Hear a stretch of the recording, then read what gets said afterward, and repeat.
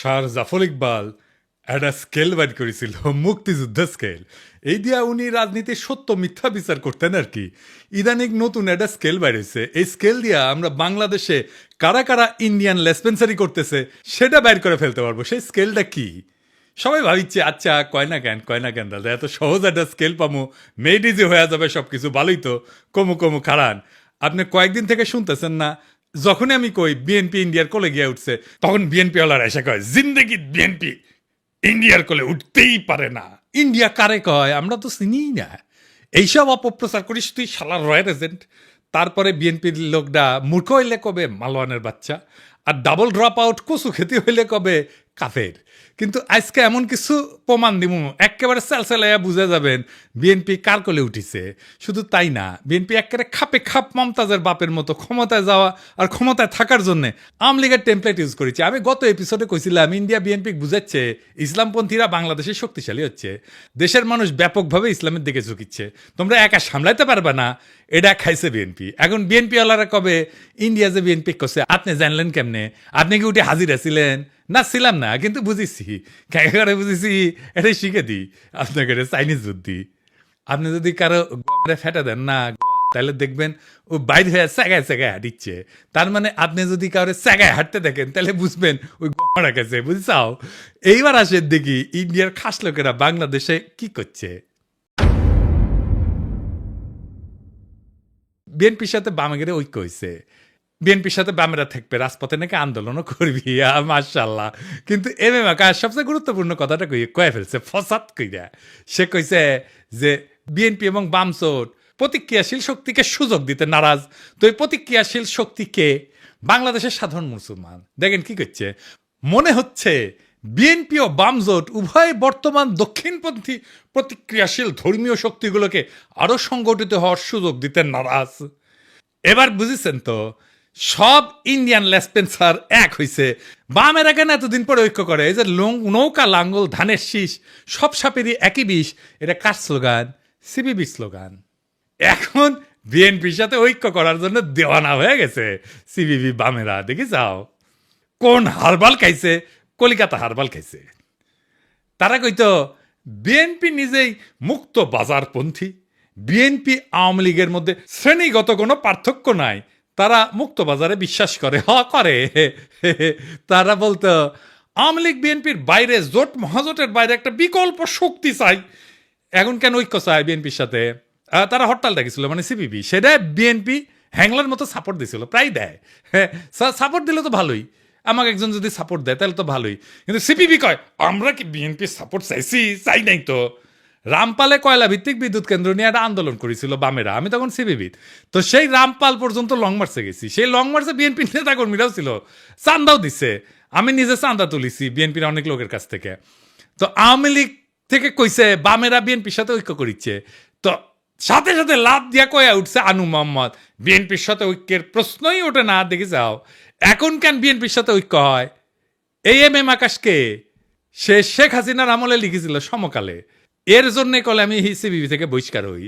আমার কোনো রাগ নাই, মানে আমি কইছিলাম ওরে বহিষ্কার করতে হবে, তা উল্টে আমি বহিষ্কার হয়ে যাই। সে লিখেছিল তবে ঘটনা যাই ঘটুক, প্রগতিশীল মুক্তিযুদ্ধের পক্ষের শক্তির এক্ষেত্রে যা করণীয় সেটা হচ্ছে 1971 সালের পরাজিত প্রতিক্রিয়াশীল সন্ত্রাসী শক্তিকে যদি আওয়ামী লীগ রাষ্ট্রীয় বল প্রয়োগ করে দুর্বল এবং নিঃশেষিত করতে পারে, তাতে বাগড়া না দেওয়া। বুঝেছাও এই প্রতিক্রিয়াশীল শক্তি কে, ধর্মীয় শক্তি কে, এটা বুঝেছাও? ওই তো কইছে, তাই না? এই সেই ইসলাম বিদ্বেষী আকাশ যে বাংলাদেশে মাদ্রাসা ছাত্র আর ইসলামপন্থীদের রাষ্ট্রীয় শক্তি মানে ডিবি, র্যাব, ডিজিএফআই এগুলো দিয়ে নির্মূল করতে চেয়েছিল, এদের জন্য আয়না ঘর হইছে। তার সাথে বিএনপি ঐক্য করে কার পিড়িতে? যে ইন্ডিয়া বলে আওয়ামী লীগে যদি না থাকে বাংলাদেশে আমাদের কোনো বন্ধুই নাই। সে ইন্ডিয়ার বন্ধু হইলো কেমনে? হ্যাঁ, ওরাই কইছে যে দলের সাথে ভারতের সম্পর্ক ঐতিহাসিক, মানে আওয়ামী লীগের সাথে। আওয়ামী লীগ নিজের ওয়েবসাইটে ট্যাঙ্গে রেখেছে, দেখিছে আও কইছে আমাদের সাথে আওয়ামী লীগের সম্পর্ক ঐতিহাসিক। এবার দেখেন আওয়ামী লীগ কি কয়, শুনেন। Well, you know, India is a great friend of Bangladesh. 1971, they supported us, and also 75, they gave shelter. ভারতকে যে দিয়েছি সেটা ভারত সারা জীবন মনে রাখবে। আপনাদের এই দান কোনোদিন আমরা শোধ করতে পারবো না। আমাদের সম্পর্ক ভারতের সাথে যেটা ঐতিহাসিক, যেটা আমাদের রক্তের সাথে সম্পর্কিত, আর চায়নার সাথে আমাদের একটি অর্থনৈতিক সম্পর্ক। আগামী বছর আমরা 50 বছর পূর্তি উৎসব করব। আমাদের বিজয় ভারতের বিজয়, বুঝছেন? আমাদের উন্নয়ন ভারতের উন্নয়ন, ভারতের উন্নয়ন আমাদের উন্নয়ন। ভারত বাংলাদেশ মৈত্রী দীর্ঘজীবী হোক। আমরা ভারতের পক্ষ থেকে জয় বাংলা আমাদের ভারতের বন্ধুরা নির্বিঘ্নে বলে। আমি আমাদের আওয়ামী লীগের মন্ত্রীদেরকেও দেখেছি এদিক ওদিক তাকিয়ে থতমত খায়। কেন আমরা আমাদের এই বন্ধুদের জন্য সঙ্গে জয় বাংলা জয় হিন্দ বলতে পারবো না? আমি জানি না, আমি বললাম। এখন বিএনপি দাবি করলো যে তারা ভারতের সাথে সমমর্যাদার বন্ধুত্ব চায়, আমরা কেন বাকি থাকবো? তো গয়েশ্বর দাদা কইল বিএনপিও ভারতের সাথে বন্ধুত্ব চায়। আবার দেখেন এই যে ইন্ডিয়ান রয়ের স্টেশন কমান্ডার রাজেশ অগ্নিহোত্রীর সাথে বিএনপির স্থায়ী কমিটির সদস্য গয়েশ্বর চন্দ্র রায়ের কন্যা অর্পণা রায় এখন কি যেন লিখিচ্ছে, সাইন করিচ্ছে, দেশ বেঁচে দিচ্ছে বলে হয়, বুঝছাও? রয়্যাল লোকের সাথে গয়েশ্বর রায় পরিবারের কাজ কি? এবার আসেন দেখি এই বন্ধুত্ব হওয়ার পরে মির্জা ফখরুল কি কয়, শুনেন। ভারত আমাদের প্রতিবেশী, সবচেয়ে বড় প্রতিবেশী, আমাদের বন্ধু। আমাদের যুদ্ধের সময় 1971 যুদ্ধের সময় আমাদের সহযোগিতা করেছিল। আমরা ভারতের কাছে সবসময় প্রত্যাশা করি যে ভারত বাংলাদেশের মানুষের পাশে দাঁড়াবে। দেখেছেন দোস্তালি হয়ে গেছে কলে। যে বিএনপি গত ডিসেম্বরে কইছিল বাংলাদেশ নয় ভারতের বন্ধুত্ব হাসিনার সঙ্গে, তো এখন কি এলো? তো এখন জামাত দেখলো যে ট্রেন তো মিস হয়ে গেল, যাইতেছে, তো সেও কল সখী ধরো ধরো ধরো ধরো, আমি কি তোমার পর? তা কইল বন্ধুত্ব চাই, সহযোগিতা চাই। ভারতের প্রতি জামাতের বার্তা, ইন্ডিয়া কিছু হইলেই জামাতিরে পুন্দায়, তাও হ্যাংলার মতো। ইন্ডিয়ার প্রেম ছাড়া ওদের চলে না। হ্যাঁ, ওই যে গান আছে না, হয়তো কিছুই নাহি পাবো তবুও তোমায় আমি দূর হতে ভালোবেসে যাবো। ওই করে দূর হতে ভালোবেসে যাবে জামাত ইন্ডিয়াকে, বুঝছাও? কিছু পাবে না। তারপরে এসে এখন প্রফেসর ইউনুসকে মোদি কইতেছে বাংলাদেশে কোনো নির্দিষ্ট দলকে সমর্থন করে না ভারত। হ্যাঁ, এই যে ভারতের ফেও ধরা, বন্ধুত্বের ফেও ধরা, দেওয়ানা হয়ে যাওয়া ইন্ডিয়ার বন্ধুত্বের জন্য, এটা কেন? ইন্ডিয়া বাংলাদেশে এমন একটা ধারণা তৈরি করেছে যে ইন্ডিয়া ছাড়া বাংলাদেশে কেউ রাজনীতি করবে পারবে না। ইন্ডিয়ার সাথে গুড টার্মসে না থাকলে বাংলাদেশে ক্ষমতা আসা যাবে না। ইন্ডিয়া আর্মি ঢুকে দেবে বাংলাদেশে, ইন্ডিয়ার নামে কাপড় নষ্ট করে ফেলে। এরা মনে হয় যে বজরং দলের এই পান্ডার কথায় ডরে কাঁপে, বুঝে যাও। শুনেন। বাংলাদেশ এবং পাকিস্তানকে সারা পৃথিবীর মানচিত্র থেকে আমরা মুছিয়ে দেব। বজরং দল হুঁশিয়ার করছে বাংলাদেশ পাকিস্তানকে।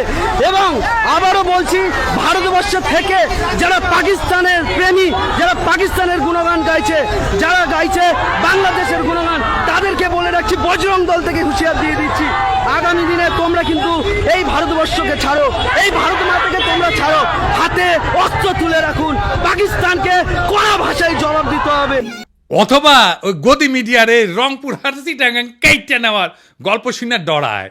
बांग्लादेश का ये वाला जो राज्य है इसका नाम है रंगपुर। ये रंगपुर जो है, अगर ये कब्जा हो गया रंगपुर जगह, तो काम खत्म हो गया। अगर हम इसको कब्जा कर ले तो ये पूरा बराबर हो जाएगा। हमारा जो पतला गर्दन था चौड़ा हो जाएगा।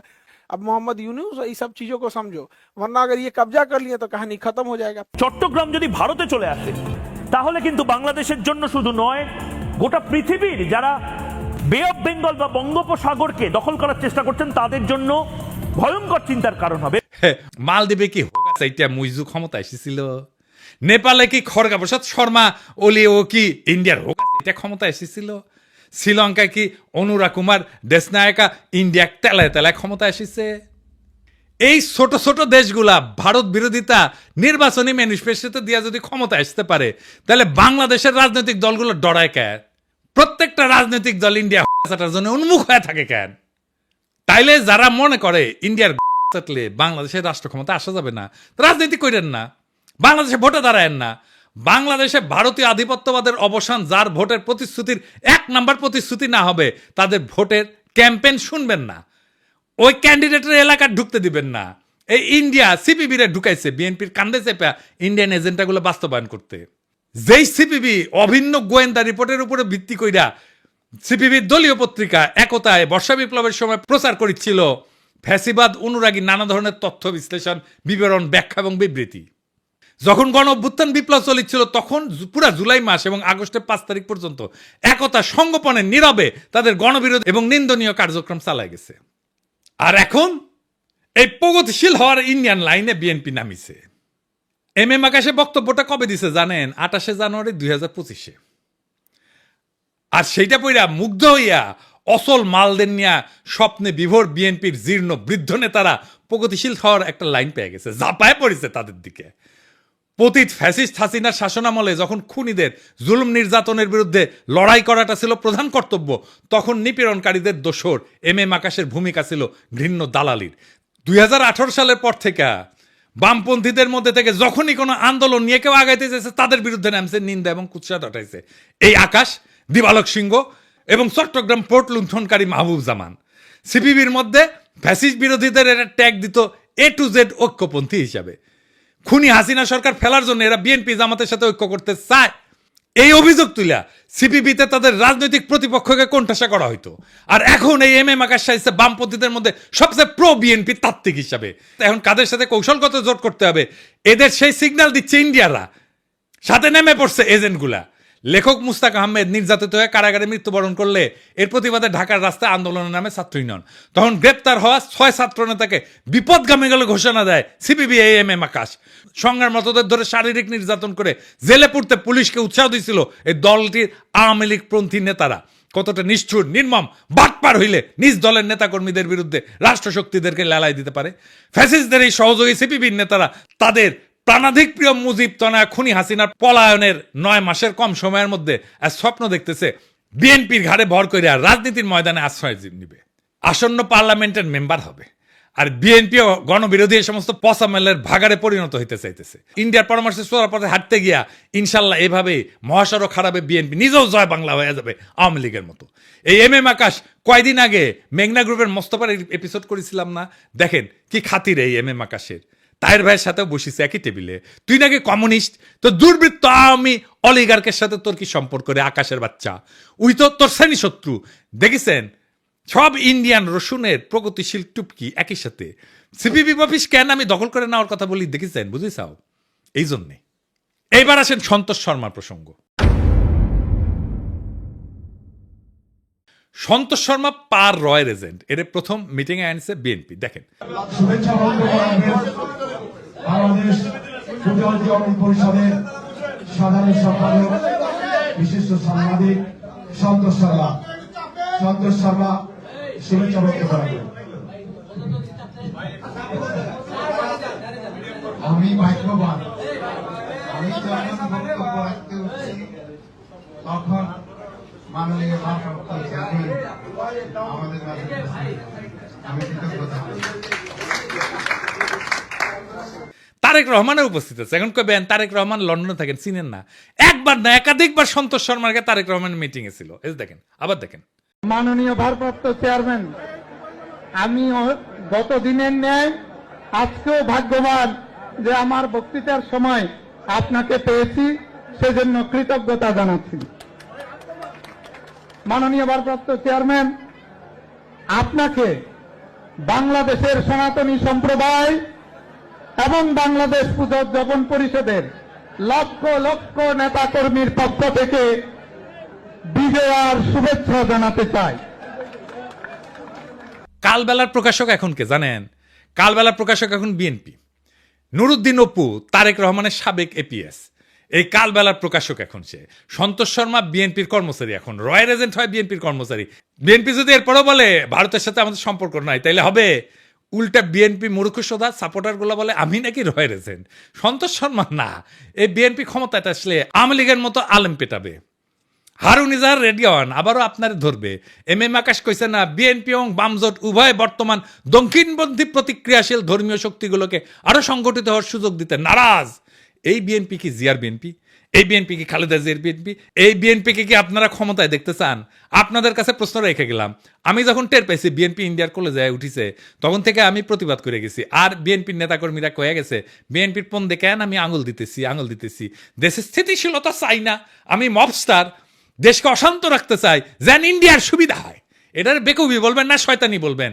এম এম আকাশ যে বিবৃতি দিল বিএনপির কাউরে প্রতিবাদ করতে দেখছেন? দেখেন নাই। মানে এটা বিএনপিরও কথা, আকাশ মিছা কথা বলে নাই। এরপরে সন্তোষ শর্মাকে স্টেজে আনলোকে জামাত। দেখেন জামাত হিন্দুদের নিয়ে প্রোগ্রাম করবে, এটা জিজ্ঞেস করে নিবে না কয়েকজনকে যে কারে কারে ডাকা যায়? এইসব কথা যখন আমি বলি, বিএনপি জামাতের উভয় দলের কিছু কর্মী আছে বলে বিএনপির কি বুদ্ধি কম পড়িছে যে তোর কাছে বুদ্ধি নিবে? জামাত কয় তুই কি মজলিসে শুরার সদস্য যে তোর কাছে বুদ্ধি নিবে? তার মানে এরা আমজনতার কথা শুনবে না, আপনার আমার কথা শুনবে না। এরা কেমন স্বৈরাচার হবে বুঝা দেখেন। প্রফেসর যাক ক্ষমতা ছাইরা বিএনপি জামাত যে আসুক তারাই জনগণকে আওয়ামী লীগের মতো সকাল সন্ধ্যা ঠাপাবে, মাথায় রেখেন। তাহলে হাসিনা কি খারাপ ছিল? হাসিনা যা ভালো মনে করতো তাই করতো, আর বলতো আমার অপরাধটা কি? দেশবাসীর কাছে আমি বিচার চাই, কি অপরাধটা কি করেছি। এই জন্যই বলি কিছুই বদলাবে না, যা ছিল আগের মতো তাই থাকবে। আর একটা বিএনপি শাসন পাবো, ঠিক আওয়ামী লীগের মতো শাসন হবে। এইরকম গুমখুন শুরু হবে, একইভাবে সিপিং গ্যাংয়ের মতো ঝাঁপায় পড়ে তারা। এখনই আমাদের প্রোফাইলে ক্ষমতা আসলে কি করবে সেটা দেখেন। জনগণ দেশ ওদের মাথায় নাই, ওদের মাথায় আছে ক্ষমতা। ক্ষমতা কেমনে ক্ষমতায় যাবে? আওয়ামী লীগের মতো, আওয়ামী লীগ একই সাথে প্রগতিশীল হবে, একই সাথে এমন কর্মী রাখবে যারা আমাকে রয়ের এজেন্ট বলবে অথবা মালাউন বলবে, কারণ আমি তাদের রাজনৈতিক বিরোধিতা করি। আমি কয়ে দিলাম বিএনপি ক্ষমতা আসলে না, তারা আওয়ামী লীগের সাথে ডাবল দুঃশাসন দেবে, লিখে রাখেন, মিলাই নেন। প্রফেসর ইউনূস যেটি পাবেন ধৈর্য করবেন, স্যার আমাদের এই আজ দহার কাছে ফেলাই যায় না। আপনি যতদিন আছেন ততদিন আমরা মানুষের মর্যাদা পাবো, সারা জীবনের সঞ্চয় হয়ে থাকবে সেটা। যতদিন পারেন থাকেন স্যার। আর কেউ যদি দ্রুত নির্বাচনের দাবি নিয়ে আসে না, আগে বিএনপির কর্মীদের কই যাবেন না আপনারা আন্দোলনে, পারলে জনতারের সাথে নিয়ে দিবেন দাবরানি। আমি কলে এটা একটা ফর্মুলা দিছিলাম ট্রানজিশনাল সরকার, সেটা শুনবে না তারা। বিএনপির নেতাদের দেখা হইলে কইবেন পিনাকি দাদা যে ফর্মুলা দিছিল প্রধান উপদেষ্টা প্রফেসর ইউনূস, উপপ্রধান উপদেষ্টা তারেক রহমান, আর রাজনৈতিক দল নিয়ে উপদেষ্টা পরিষদ পুনর্গঠন, এরা কেন মানতেছেন না? আমার খালি ডর প্রফেসর ইউনূস বিরক্ত হয়ে চলে যায় কিনা ক্ষমতা স্যার। এটা শুনেন কি করছে প্রফেসর ইউনূসের ক্ষমতা সম্পর্কে। এই 8-9 মাসে মানুষের ভালো খায়, মানুষের ভালো চলে, মানুষের পকেটে টাকা ওঠায়, কোনো চুরি হয় না, ডাকাতি হয় না। আঙ্গ হারে দরকার, আঙ্গ খালা দেওয়া দরকার নাই, টাকা কিনা দরকার নাই। হ্যাঁ যত গালানে থাকবো তত মানুষের ভালো থাকবো।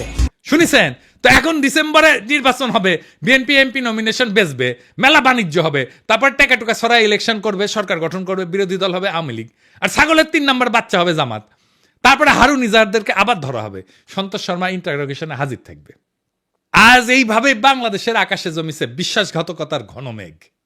এক সময় যে রাজনীতিবিদরা মুক্তির গান গাইছিল, আজ তারাই ভারতের দাসত্বের ঘুঁটি হইয়া নোংরা ষড়যন্ত্রের খেলা খেলিচ্ছে। বিএনপি জামাত আর সিপিবি একে একে সবাই বর্ষা বিপ্লবের চেতনাকে পায়ে দলিত কইরা দিল্লির দরবারে মাথা নত করিছে। ক্ষমতার লোভ আর বিদেশি প্রভুদের সন্তুষ্ট করার লজ্জাজনক প্রতিযোগিতায় তারা হারাইছে নিজেদের আত্মা, বিকায় দিছে দেশের স্বপ্ন। কিন্তু বাংলাদেশ মাথারত করার জন্য জন্মায়নি। এই মাটি, এই মানুষ বর্ষার বজ্রবিদ্যুতের মতো জায়গায় উঠবে সমস্ত দাসত্বের শৃঙ্খল ছিন্ন কইরা। বর্ষা বিপ্লবের চেতনায় দীপ্ত নতুন প্রজন্ম শপথ নিছে, কোন ভারতের পদলেহনকারী এদেশের শাসন করবে না। কোন ভণ্ড সোগান আর মেকি প্রগতিশীলতা আমাদের রুখতে পারবে না। আমরা ঘুমন্ত না, আমরা কেবল ঝড়ের অপেক্ষায়, আমরা বিজয়ের জন্য আগায় চলছি। বজ্রকণ্ঠে ঘোষণা দিতে বর্ষা বিপ্লবের চেতনা অমর হোক, ভারতীয় আধিপত্যবাদের অবসান ঘটুক, ইনকিলাব জিন্দাবাদ।